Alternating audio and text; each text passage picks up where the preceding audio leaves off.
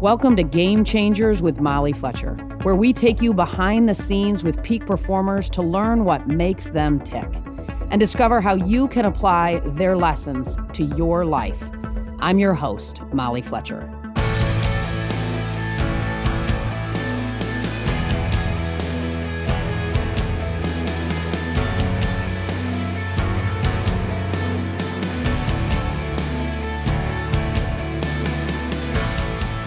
Amy Van Dyken is a six-time Olympic gold medalist swimmer. In 1996, at the Summer Olympic Games in Atlanta, Amy became the first American female athlete to win 4 gold medals in a single Games. Her success earned her the ESPY's Female Athlete of the Year and the Associate Press Female Athlete of the Year. Wow. In June of 2014, Amy's life was turned upside down. She was injured in an ATV accident and severed her spinal cord, leaving her paralyzed from the waist down. Instead of being defeated, Amy stayed positive through her grueling rehab, inspiring others with her relentless drive. Amy now inspires audience as a motivational speaker and has found a new challenge to conquer as a competitive CrossFit athlete. In our conversation today, we talk about how to stay positive in the face of adversity, how to persevere against all odds, and how to simply go for it.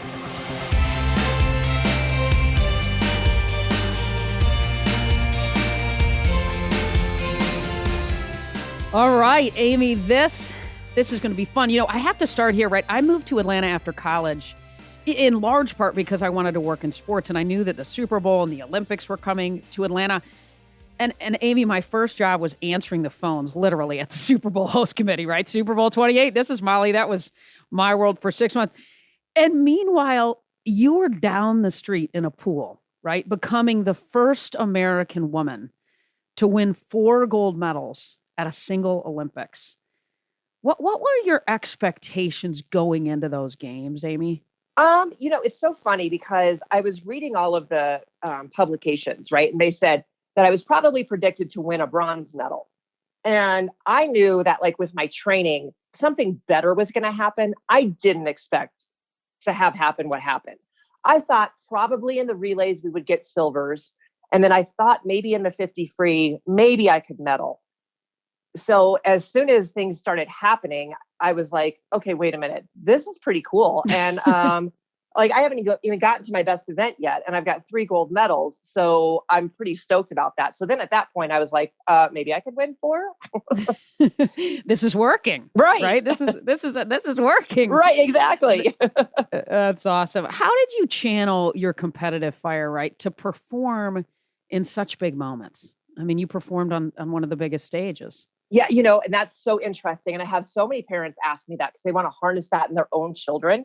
I just think that it's something that I was born with. I think, even playing board games as a kid with the family, I was ultra competitive. I mean, you don't want to play Clue around my family. Like, it got really nasty. So, I just think that it was something that I was born with. And I think that once I started winning things and realizing that I was actually good at something and that I could win, it fueled this fire that was just disgusting. So, to be able to harness it, I'm not really quite sure how you do that. I guess you just get a really competitive girl to start playing board games and then to win at something. And then they just decide that they're going to take over the world, I guess. Monopoly and Clue. It was on, wasn't it, at your house? Right. That's awesome. Well, and I know, right, like the physical grind of training as a swimmer at your level is insane, right? How did you mentally prepare, though, for these big races? I mean, the physical was we know what that looks like at some level, not totally, but tell me about the mental preparation. Wow, that's a tough one because, my longest race was under a minute. And I trained in the pool 2.5 hours in the morning, 2.5 hours at night, and like an hour and a half to 2 hours in the weight room. So that's a lot of training. And so I had a lot of time staring at a black line, contemplating my life and trying to figure things out. And I realized that if I'm training that hard, I better enjoy competition, and I knew that as soon as I put the suit on and the cap and the goggles and stood behind the blocks, there was like another trigger that went off in my brain. And it's really weird.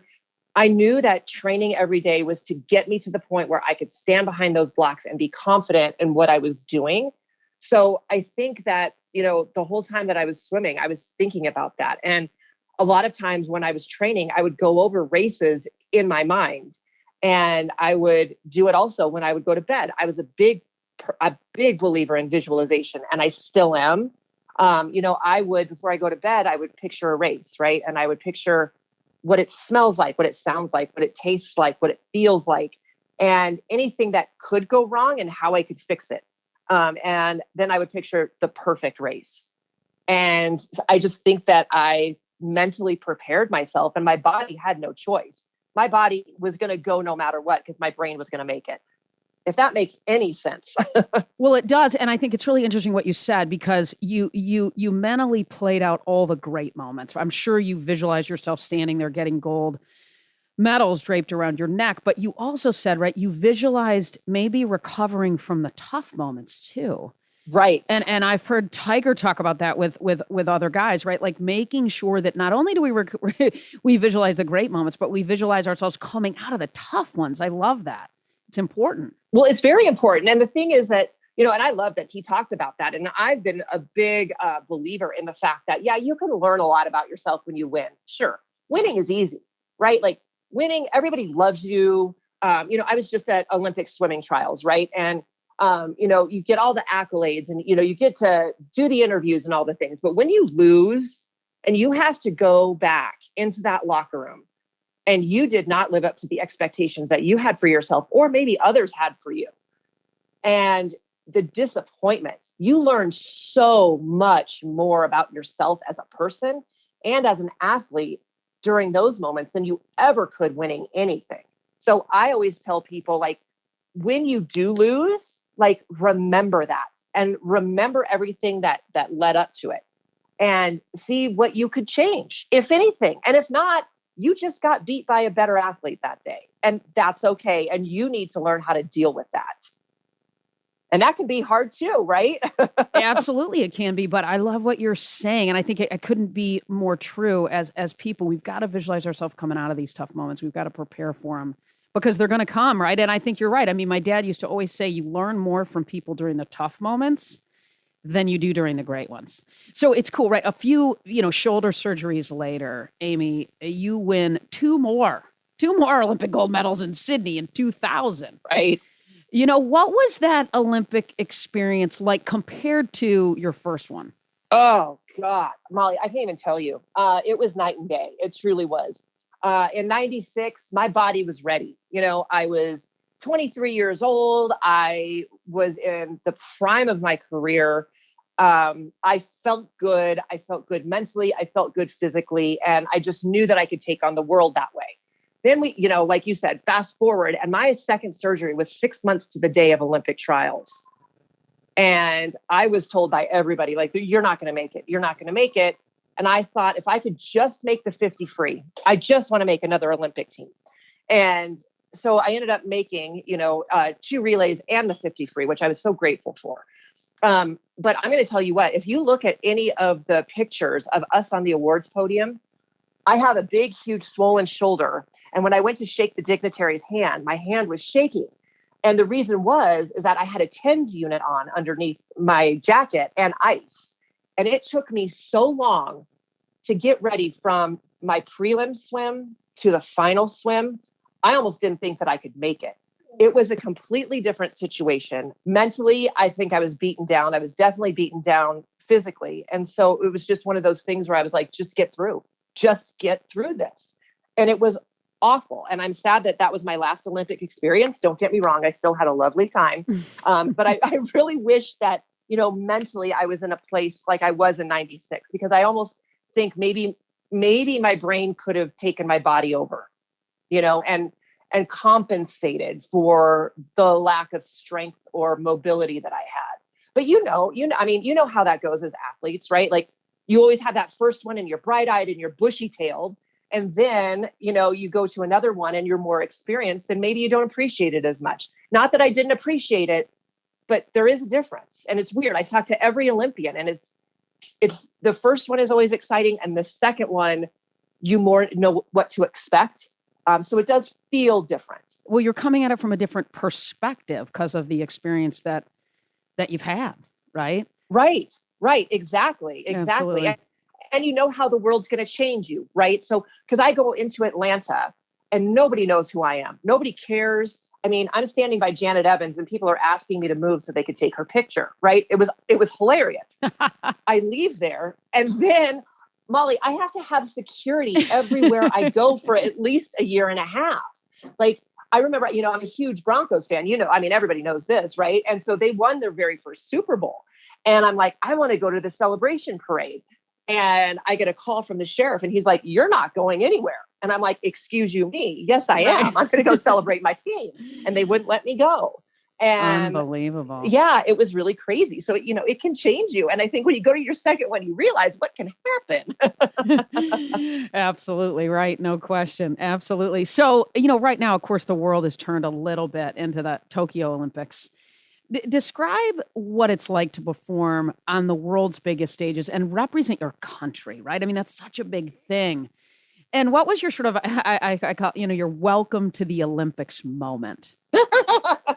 So it's so funny, like I said, I was in Omaha at swimming trials last week, and a lot of the kids were like, I don't feel like I'm an Olympian. I'm like, okay, so I was told, this is what I was told, that you'll feel like an Olympian when you go through the gates of the Olympic Village, right? Well, it didn't hit me because I'm just not smart. And so it took me a little longer to figure it out. And, my first moment was actually watching a commercial as I was shaving for my first race the next day. NBC was running these commercials like 1,000 days till the Centennial Olympic Games. Well, the one that I heard was tomorrow, Amy Van Dyken takes on the world in the 100-meter freestyle. I was like, excuse you, me?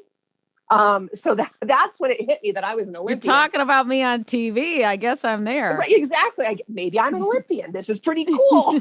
As I'm in the Olympic Village trying to figure this stuff out. And then, I went for my first race and I made it back for finals, which was great. And it wasn't my best race period, of my repertoire, if you will.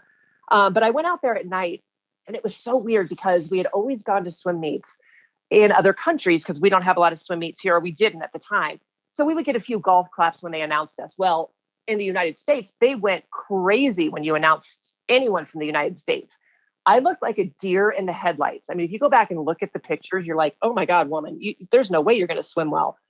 I ended up going a best time, but I got fourth.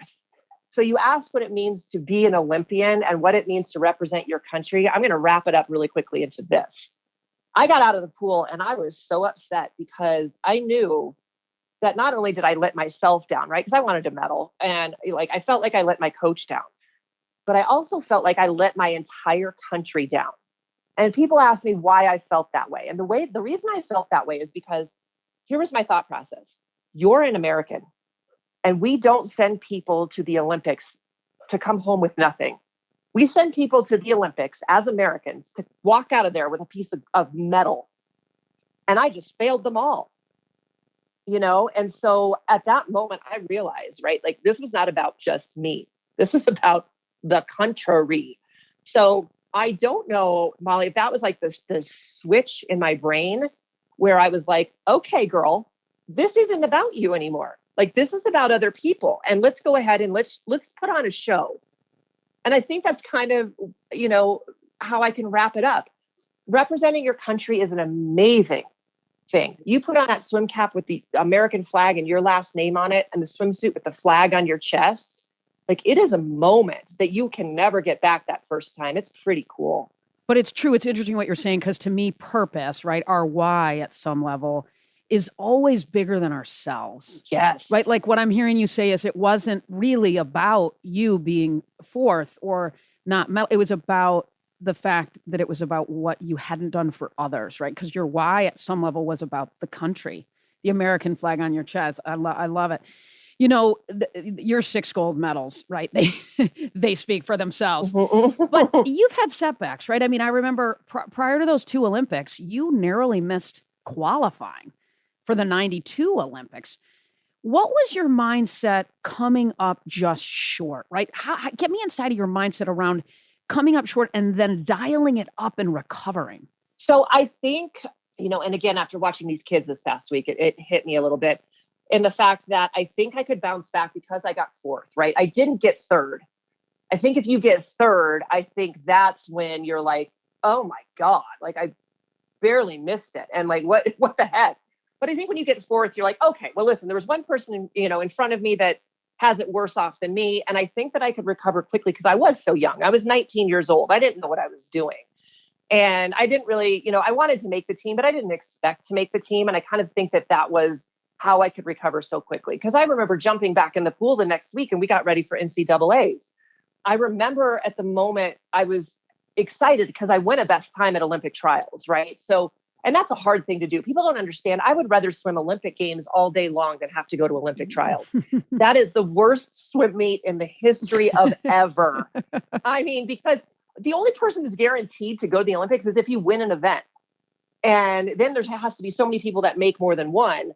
And, even this past week, the sixth place person in some relays didn't get to go because there weren't enough doubles. So you're not guaranteed that spot. So it's just that one person. So I had a feeling right then and there. I went up to my parents and I'm like, you know what? I think I'm going to go in 96 and I might swim more than one event. And I really think they thought I was nuts. But from that moment, literally from the moment that I didn't make the team in 92, my whole focus was 96. And there wasn't another thought in my mind. It's cool. Like I read and I've listened that you took up swimming to help with your asthma, which is just absolutely awesome, right? Because of the world that we live in today. And I've heard you talk about that. It's a little different maybe today, and that you couldn't swim the full length of the pool until you were 12. Where does your limitless mindset, where does it come from? And at what point did you begin to see your full potential as a swimmer? Oh my gosh. Well, when you talk about the limitlessness, I didn't, getting into the pool, I didn't feel that way. Like, I just felt like this was the first time I could be with my friends. And it didn't matter that I couldn't swim 25 yards. Because, when I say I couldn't swim the length of the pool, I think people are assuming I'm talking a 50-meter pool, the Olympic size pool. I'm talking 25 yards. So, it took me another 6 years to finish that, but it didn't matter to me because I was doing things that my friends were doing. And I didn't notice at the time that I was improving. So finally, I remember I finished the length of the pool and everyone's cheering. I mean, I was the next coming of the greatest swimmer ever. And, I go to my parents and I'm like, you know what? I'm going to win next time I swim. And again, the thought that we maybe need to get this girl help. Like she's got these aspirations that are just nuts. But you know what? The mind is so crazy. And I started thinking that I was going to win and I won the next year. I won my first race. And I just think that once you get the itch of that, and once you figure out, right, that your body will do whatever your mind thinks that it can do, once you figure that out, I mean, obviously you have to put in the work. You can't work out and like visualize and then win the Olympics. Like that's not going to happen, obviously, right? But it can help a lot. And it's a big tool. And I figured that out pretty early on. So yeah, I guess when you say, feeling limitless, I didn't feel that way really until I was a senior in high school and I qualified for the 92 Olympic trials at the state swim meet. And I remember then like everyone coming up to me and asking for my autograph, like reporters were there, all the things. And I just remember going, you know what? I could actually do this because I like the way this feels. So I think that's when I realized I could be a good swimmer.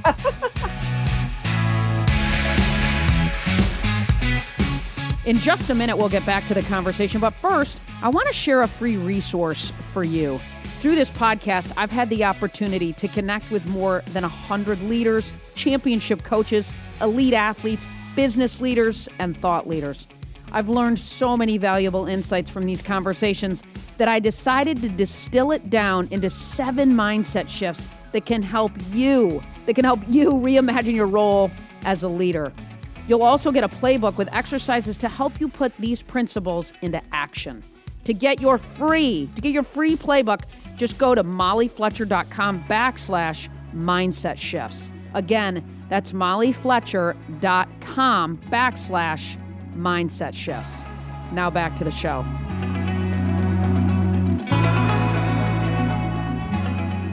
When you were 5, you lost your younger brother and your partner in crime, right, to cancer. I've heard you talk about that. And he was 3 when he died. Looking back, do you think that affected you, and how? Yeah, that affected me big time because, it was 5 days after my 5th birthday. Yeah, he was my best friend. And when he passed, like, I knew he was in the hospital, right? And I knew that it wasn't good. But I remember hearing the story. I don't remember the moment, but mom and dad came to me and said, "Hey, I just want to let you know that Donnie died." And I started laughing. My mom's like, "Amy, what are you laughing at?" And I was like, "Mom, you're silly. Only old people die." And then he wasn't there. Right. And so I didn't have anyone to play with. So now I have my imaginary friend named Julie, who got in a lot of trouble. She did everything wrong. So, I think it really, truly affected me. And I think that it still affects me to this day. The fact that I don't really like to be alone a lot. I always like to have someone there, even if it's a dog. I just need another soul there, with me. I have a big fear that everyone that I love is going to leave me at some point. No matter what I do, I won't be able to keep them. So it's like a big deal. And, I did go through a lot of therapy and stuff. I acted out a lot as a kid, got in a lot of trouble as a young kid. And I just think that it was a lot of that. I just think that I was acting out in a way that I knew how, because I didn't know how to articulate how I was feeling. And thank goodness I had great parents that, could at least lead me in a better direction. Yeah, amen for that. That I'm sure was key to your evolving into who you are today, which is a remarkable woman. In June 2014, again, right, big moment. Mm-hmm. And it's been 7 years since the ATV accident that left you paralyzed, right, from the waist down. Take me back to the day of the accident, and what do you remember? So I remember it was totally a normal day, right? Did everything normal. And I even, I bring this up because the end of the story is kind of shocking, but I went to CrossFit and I met the guy who owned the gym, and he had just gotten back from regionals and he was a firefighter, great guy. His name was DJ. And I did my very first ring muscle up ever in the history of my life. And the girls were all talking about going to run a mile. And I'm like, no, I'm not running a mile. And they forced me to do it. And I'm thankful they did. So we went back home and, me and the husband, we kind of dilly dinked around that day. And then it was time for dinner. And, there was a big conversation of, how are we going to get to dinner? It was a quarter of a mile away. Like, we could have walked, right? But I love to wear high heels, so I'm not walking. So, we were living in Los Angeles at the time because I was doing a radio show out there with Rob Dibble, World Series champion back in the day. So I wanted fresh air because we were in Arizona for our vacation. And so I took my ATV and my husband took his motorcycle. And I literally remember dinner. And then I remember standing up and pushing in my chair. And that's it. Don't remember anything else. Now, the thing is that Tom, my husband, normally took off in front of me. And if he would have done that this night, I wouldn't be here because he wouldn't have found me. And something happened to his motorcycle. He was messing around with it. And he said he looked up and he was like, what the hell does she think she's doing? Because there wasn't even a flicker of a brake light, right? And I hit a curb and went over a 6-foot cliff. So he runs over, sees my back is broken because I'm face down, and it was a very severe dislocation. He runs down there. I'm not breathing. He rolls me over, lifts up my neck. I start convulsing. Eyes go 2 different directions for about 8 minutes, which, if you know brain injuries, that's not a good sign. My first responder happened to be there, and his name was DJ. Oh my gosh. Right? Sure. From CrossFit. So they get me in. Yeah, right. Isn't it crazy? Unbelievable. How the world works. Like, listen, that's why I say be nice to everybody because you don't know if they're going to save your life or not, right? Can you imagine if I was a dick at CrossFit? He'd be like, whatever, let her go. They put me in flight for life, and I get to the trauma center, and I remember waking up a little bit off and on. And it was a surgery that was supposed to happen at noon the next day because they needed to get a team together. And the trauma surgeon, who was my surgeon, shut down all the trauma centers that he could have been called to because it was really awful.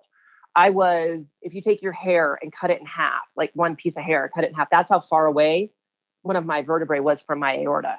And I had dislocated and burst the sac open that, holds your spinal fluid. So I was leaking spinal fluid like a crazy person. So it went from noon to like, I think 7 a.m. or something. Like they got me in as soon as they could. I remember I was told to say goodbye to my husband, and I did. And it sounds very weird, but if I wouldn't have had that moment, it's like and I didn't come out because I wasn't really expected to come out. I've been told by a lot of the nurses that were trauma nurses for me that day that I've run into since, that if I didn't have the doctor that I had, I wouldn't be here. And so, I got very lucky with the entire thing. Ended up coming out and just, raising hell from the moment I came out until today.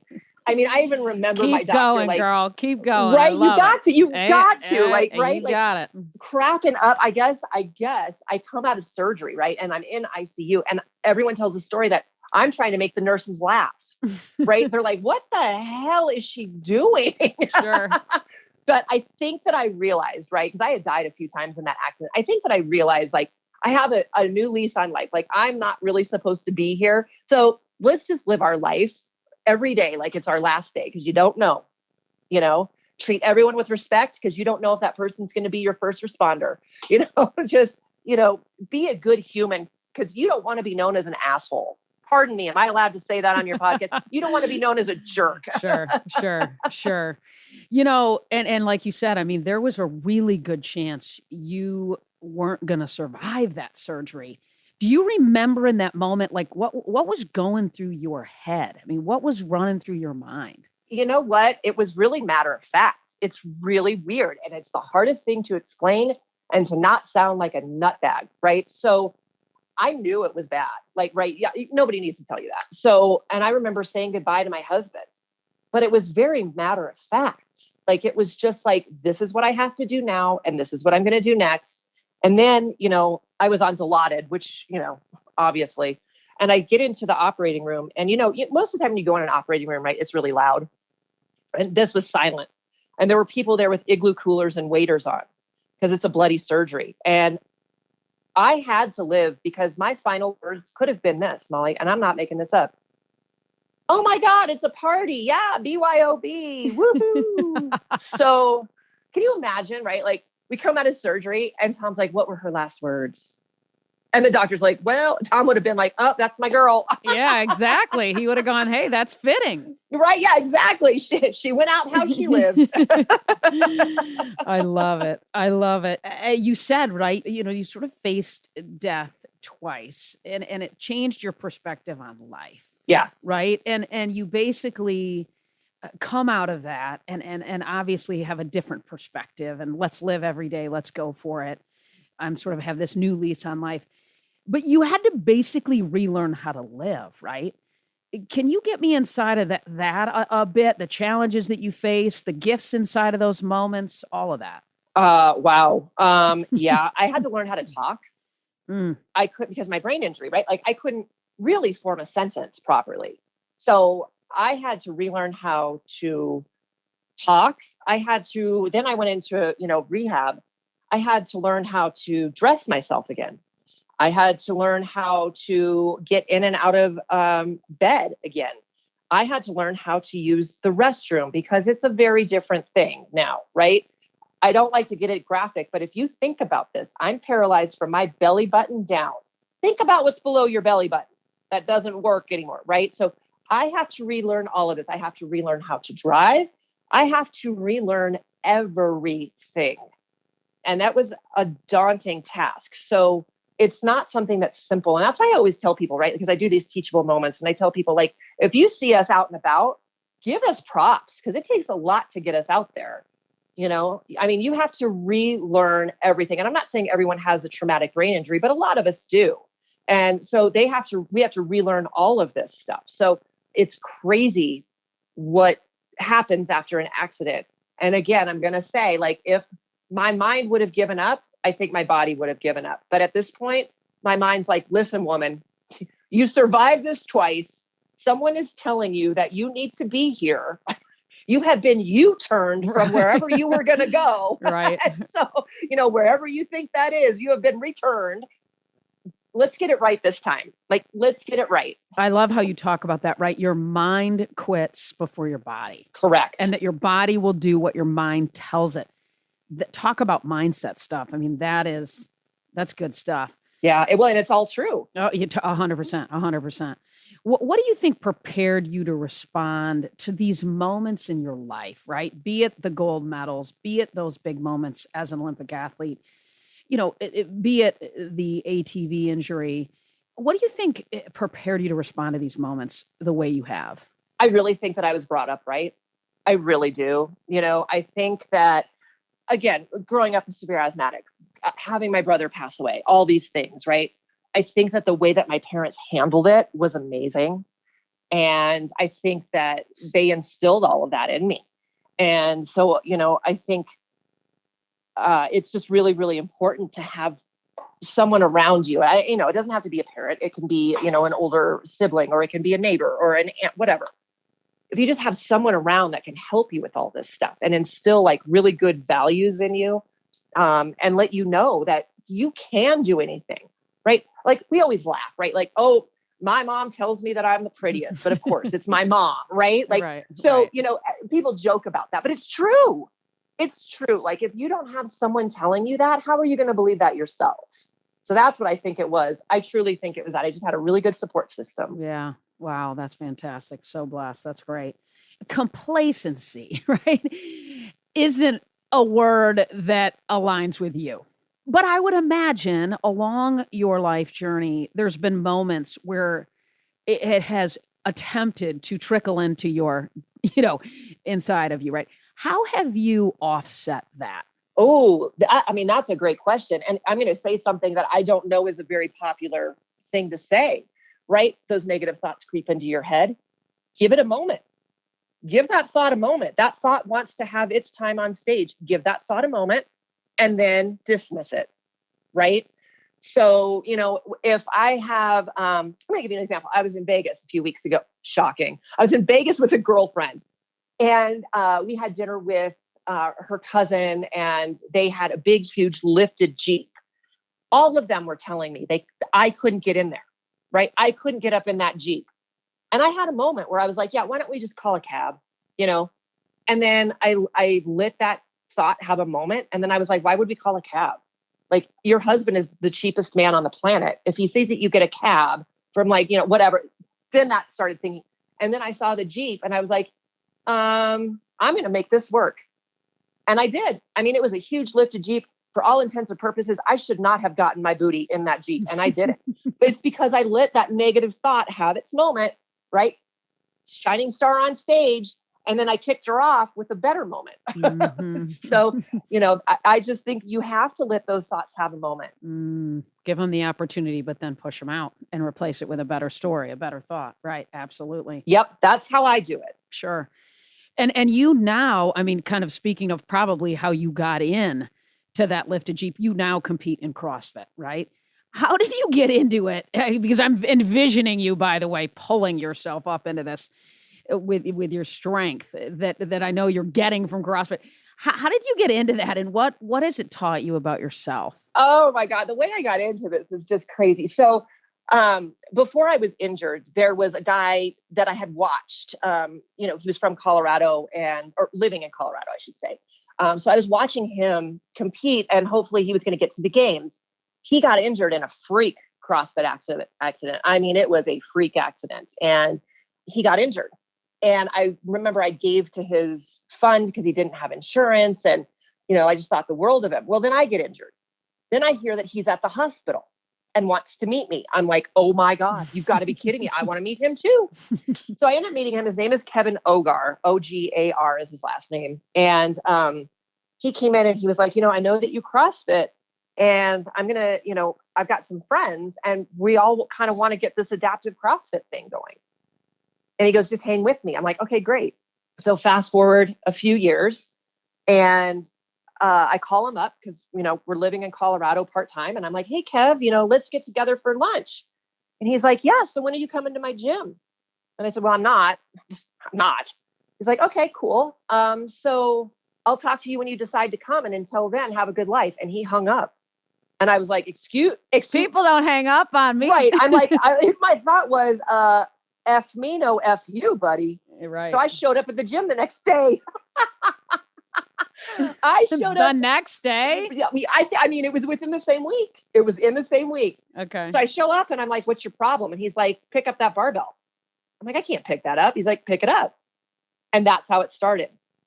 And, the first CrossFit Open I had only been back in CrossFit for maybe 4 months. And I was like, I just kind of want to do this just to see if I can do it.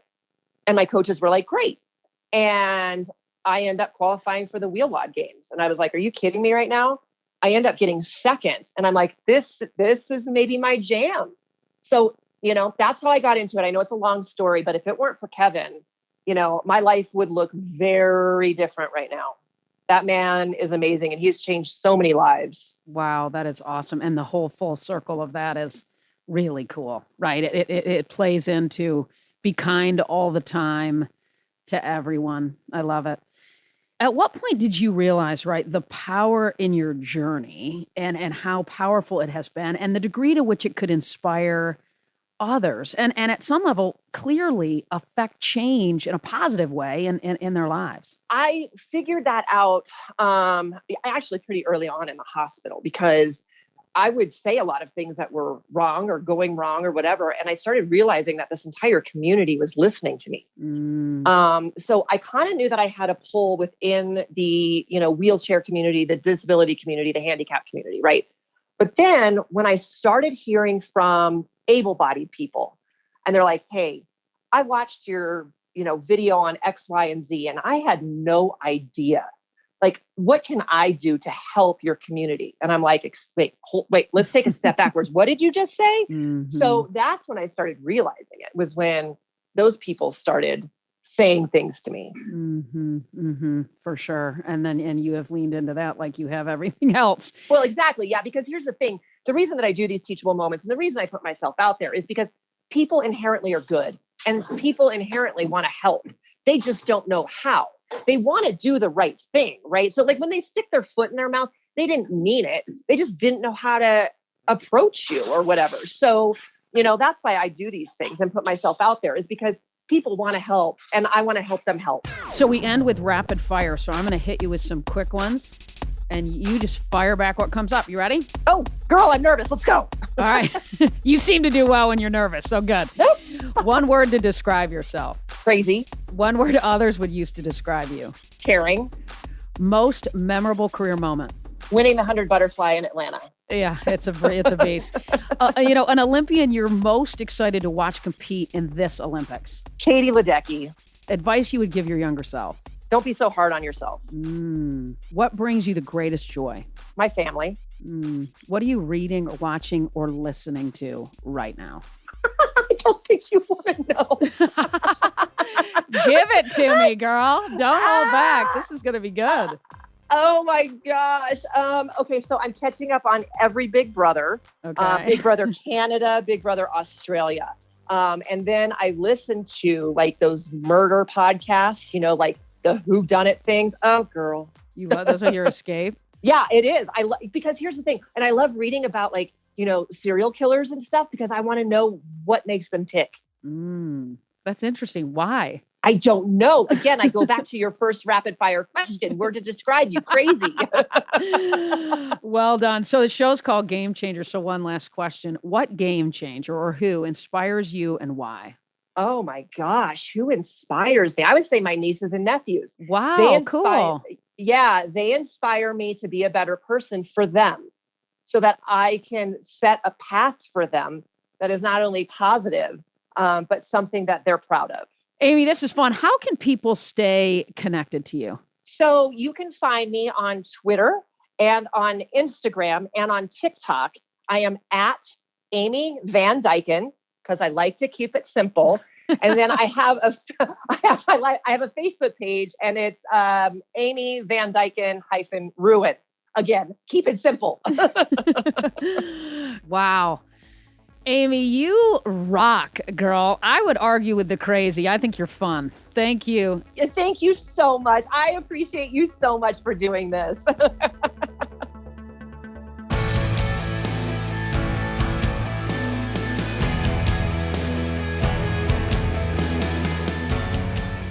Wow, talk about a game changer. Hope you enjoyed that conversation with Olympian Amy Van Dyken. Here are three of my favorite takeaways. Number one, love the process. I love this. Love the process. I loved how Amy talked about how she enjoys the training, how she loved the training.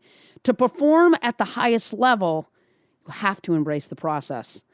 Number two, the mind quits before the body. Think about that. The mind quits before the body.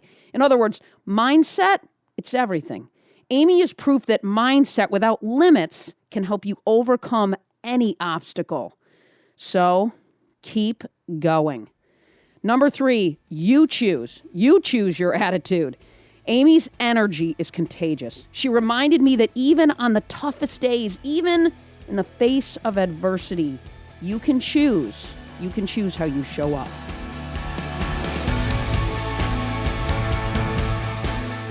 Thanks, as always, for listening to Game Changers with Molly Fletcher. If you like the show, be sure to subscribe on Apple Podcasts. There you can listen to previous episodes and leave us a review, which helps other people find out about the show. This episode was edited and sound designed by the team at Sound On Studios. You can find out more about their work at soundonsoundoff.com. Check it out. For more about me, visit mollyfletcher.com. Until next time, stay curious and be bold.